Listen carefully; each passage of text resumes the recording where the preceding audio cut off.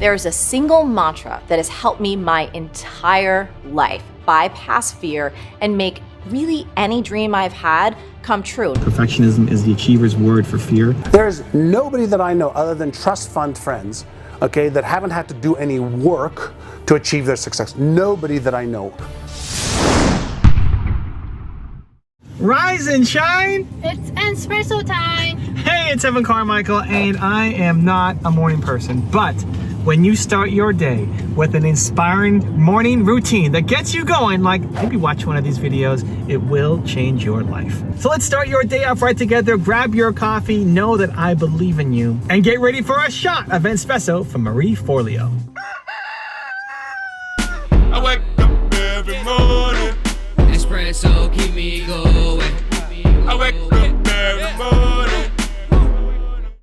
There's a single mantra that has helped me my entire life bypass fear and make really any dream I've had come true, no matter how scary it seemed, no matter how intimidating it was, or how unprepared or inexperienced I felt. And that mantra is this. You ready for it?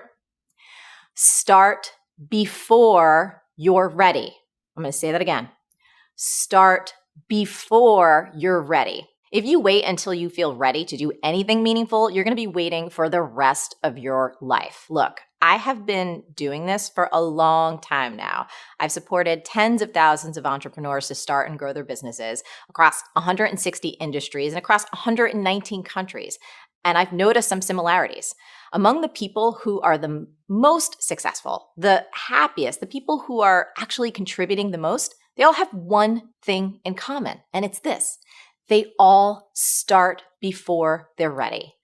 You see, I think you've misidentified the enemy here because the enemy, it's not making mistakes. It's not changing your mind, and the enemy is not your fear. The only enemy that you need to defeat, my friend, is not getting started. This is what most of us just fail to realize. Action is the antidote to fear. Action creates progress and momentum. And action, consistent action, is all you ever need to make anything happen in your life. Teach yourself to go from idea to action. Idea to action. Idea, action. Idea, action. Idea, action. Idea, action. Idea, action. Idea to what? To action. Your entire life is on the other side of you taking your ideas and doing something about them. So many people, I mean, myself included, I lost a $40 million deal when I was in my early 20s because I was trying to be perfect. So many people, all of us at some point, are stuck, struggle with thinking things through, with making it perfect, with having the exact plan, and then fear takes over and we don't do what we want to do. Fast forward, you're going to be at the end of your life, knowing you could have done more, knowing that you were capable, knowing that you had a heart to serve, knowing that there was a chance for you and you were just really too afraid. You hid under perfectionism, which is really just the achiever's word for fear. You're really just afraid, you were scared, and you didn't act, and now you regret it. The good news is you got time. You're not 120 yet. Life is not over, and you've got great ideas still within you, and you have to turn them into something before you regret them. A friend of mine, Mark Drager, loves audio, loves podcasting. He's hosted some podcasts. I co-host a podcast with him. He loves audio. So I tell him, Mark, you got to get on Clubhouse. Clubhouse, new app, blowing up. You got to get on Clubhouse. You're going to love it. And I make him sign up. I show him how to do it. I get him into a room and say, Mark, you need to commit more to this. And we had this conversation on the weekend where he was plastering in his basement or something. Like, Mark, you need to, this is a moment in time. You need to take action on this. It's like, well, how serious should I go? Should I do a daily show? Should I, like all the questions that typically come up. Like, Mark, yes, you need to do a daily show. You need to do a daily show. You need to stop doing other activities. You need to go all in and focus on this, because if you care about audio, it's the place to be. And if you don't do this now, you will look back in 5 years at this moment and say, I could have done something big. I could have had a chance. I could have had a moment.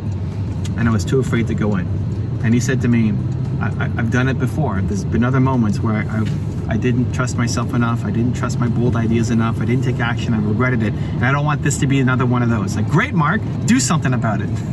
and I gave him the people he needs to talk to, and I told him how to get set up and how to start, and he did it. And to his credit, he's done it. He's been doing a morning show every day, and I gave him the plan for growth.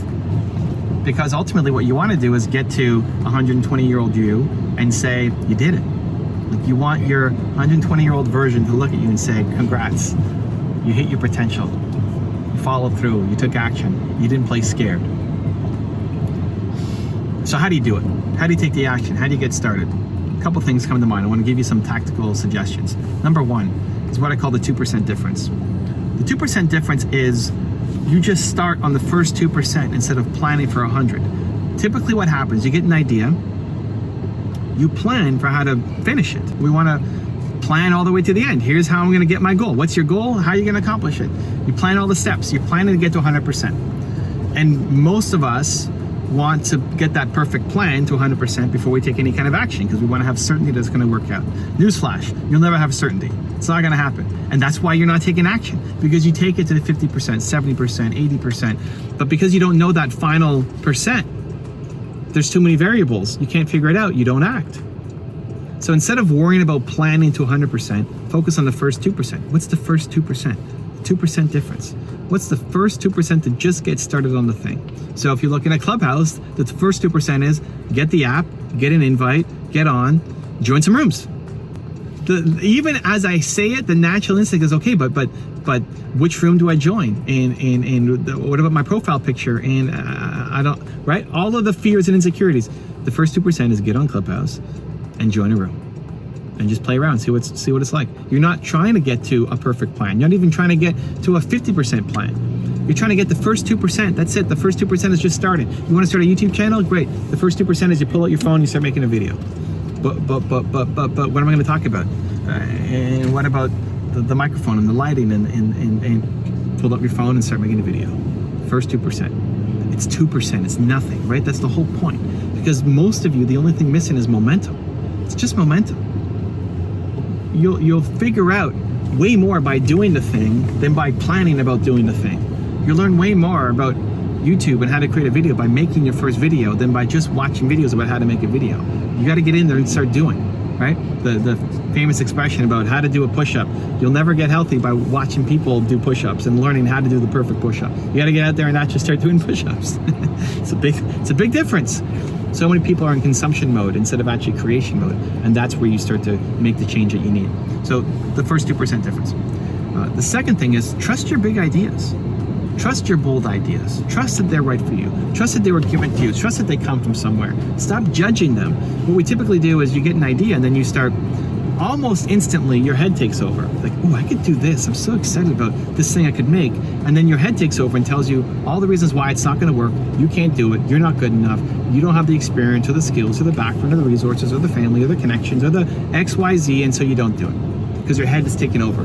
But your head only understands the world that currently exists, right? Your head only understands something that currently has happened, where your heart can make something brand new. So learn to trust your big ideas. Instead of spending all this time judging this idea and why it's not the right fit for you, trust your idea. Trust that it's the right thing for you. Trust that you need to do something about it, to at least see it through, to at least test it, to at least try it, to at least get some kind of momentum towards it, to see. Because you won't know if you love something by reading about it. You won't know if you love sushi by reading about it. It sounds gross, right? It was rice and raw food wrapped in seaweeds and fish eggs. It sounds disgusting. But then you taste it, at least for me, like, this is actually pretty good. Pour a little bit of super spicy mustard in there with the wasabi and some soy sauce. My mouth is watering. But it sounds nasty if you were reading about it in a book. So you have to actually start getting out there and doing it, right? So trust those big ideas. They came to you for a reason. Stop quenching the spirit and do something about it. And then the third quick tip is just pay attention to the vibe that it's coming from. When I say idea to action, the only caveat is if you're in a really negative space, really negative mood, that's when you need a breather. If you're feeling bold, powerful, confident, unstoppable, and you get an idea, that idea is right for you. That's your best self showing up. If you're feeling negative, low, upset, angry, hurt, probably the ideas that come to you won't be great. My idea to action is I'm gonna go make him pay. Maybe not a good idea to action, right? Are you going to be proud of yourself tomorrow for doing that? Probably not. So just pay attention to your state. If you're feeling bold, powerful, confident, excited, energetic, on top of the world, yes, those ideas are the best for you, and your head will talk you down. If you're feeling low, negative, hurt, especially the hurt one, take a breather. Take a breather. Come back to it. You'll get better ideas the next day. At the end of the day, though, nothing will happen until you start doing it. We're living in fear. We're living in the land of perfection. Again, perfectionism is the achiever's word for fear. You're just afraid.